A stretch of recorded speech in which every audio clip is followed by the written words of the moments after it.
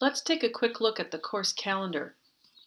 Along the side menu bar and along the top menu bar, there's a link for calendar. Clicking on that takes me to a calendar. When you first start the course, the calendar will only show 4 weeks. That's usually enough to look at one time, but as I'm recording this well before the quarter starts on July 1st, I'm going to choose to show 12 weeks. That's the 4 weeks leading up to the course starting and the 8 weeks of summer quarter. Once the calendar is open, you can see anything that's due on a given day will show with the green icon.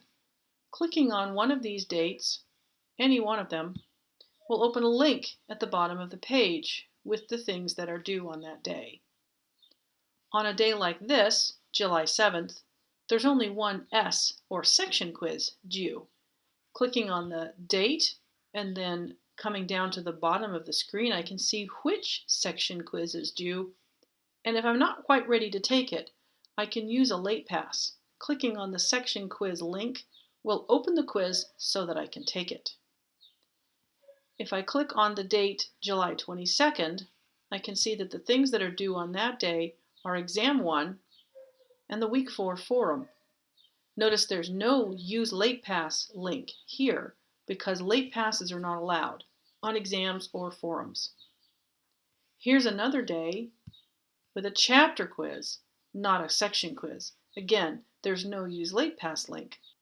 The Use Late Pass links will only show on the items where a late pass is allowed.